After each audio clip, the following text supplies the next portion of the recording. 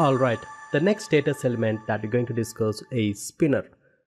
Obviously we understand what is the progress bar, and the next status element is spinner.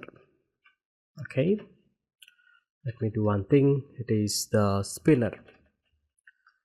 Spinner is basically temporary display some message while executing some block of code. So while some block of code is executing, it will display the message temporarily. So that is what spinner. In order to use the spinner, what you can do is that with st.spinner, and here we just need to display some message saying that wait for it. Okay, and inside that we will do some process. So what I'll do here is some process. So let's say let me create this in my function. So let's say that this is my progress bar. Progress bar is let me create some sample function and let me put everything inside this.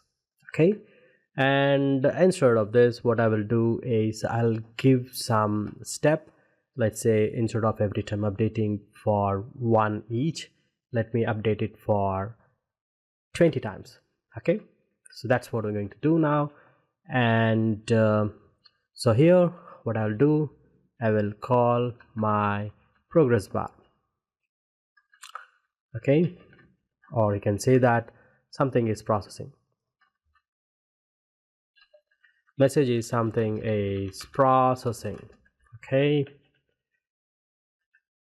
done. Also let me set this my bar here. Cool.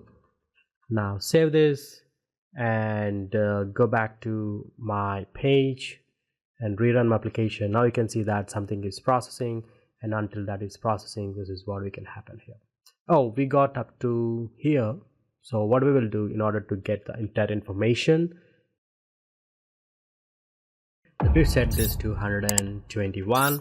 Now you can process this, but here we need to allow the maximum value in the progress bar is 100. So you cannot allow more than 100. So for that, what we will do is let me take the pct complete is going to be equal to, let me set the minimum of, let's provide some arguments. The argument could be either the person complete or 100. Okay, so whichever is minimum, I should consider that. Now what I will do, let me go back to my app and rerun my application, and let's see what happens here. Cool, right? So now we can able to complete the entire progress bar like this. Cool. This is how we can use a spinner and progress bar.